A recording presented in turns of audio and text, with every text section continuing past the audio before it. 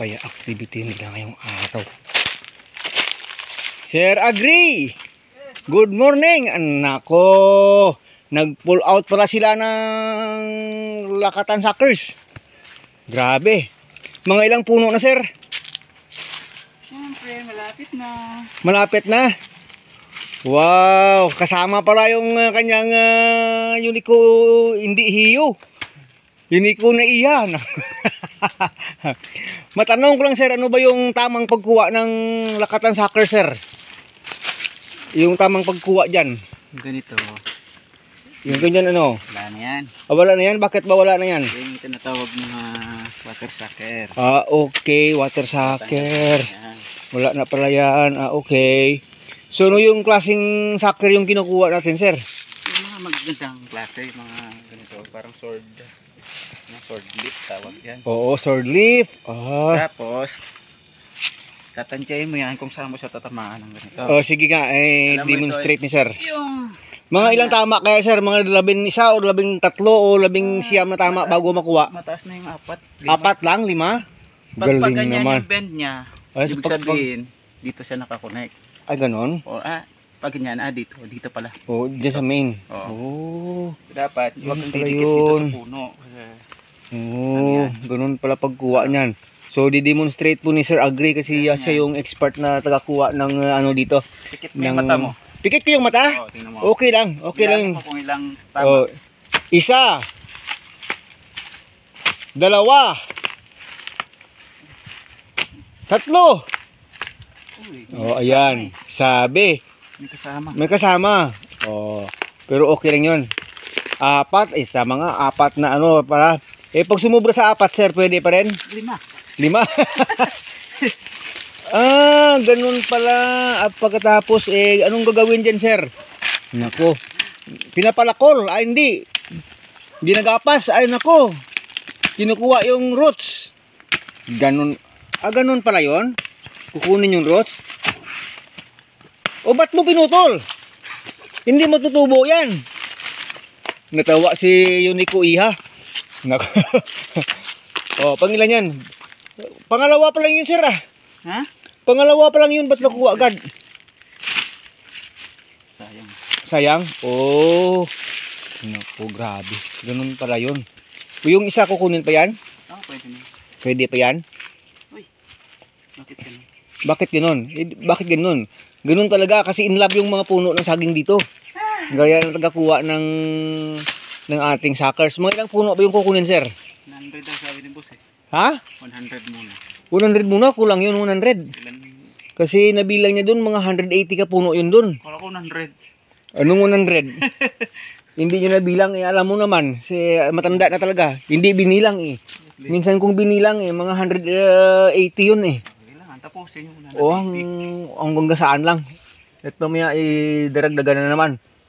Sabi ko nga, yung pwedeng makuha, kunin na.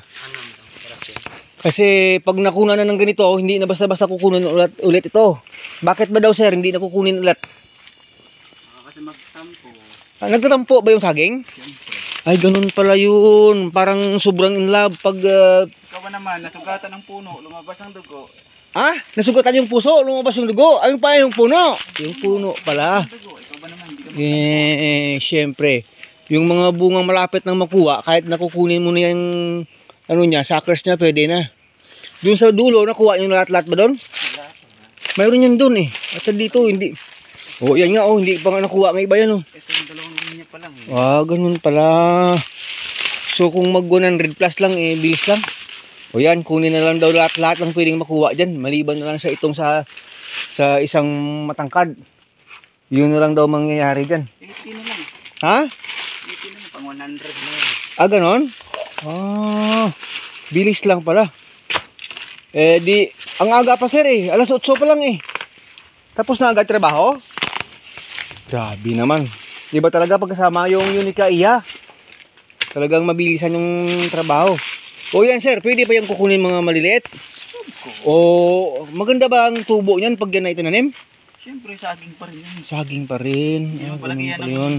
Suwi yan Okay. Magaling na ng pag-alaga. Ganun pala yun mga ka-agree. So, Blessed lang tayo ngayong araw kasi na-timingan natin si Sir Agri siya. Pangalawang strike lang yun, sir. Kuha agad, sir, ano? Ganun pala yung mga magagaling kumuha kasi yung kaibigan nating Mang Namche, umabot ng 30 eh. 30 ganun. Bago nakuha yung saker. Nang nakalabas yung saker, eh, dami ng sugat-sugat talaga. Wasak na. Wasak na yung puso kasi yung puno, hindi yung puso. Dahil sa sobrang tama ng pangkuha ng ng saker. O yan, pwede pa yung isa siguro, ano? Yung tantyahan lang pala mga ka-agree, pero dapat para talaga kasi wala tayong masabi kasi based sa experience na kasi ni Sir sa haba ng panahon niya niyang tinatrabaho yung ganito. Hindi ko lang alam kung umabot ng 15 years yung trabaho niyang ganito. Siyempre po yung expertise, iba na talaga yon.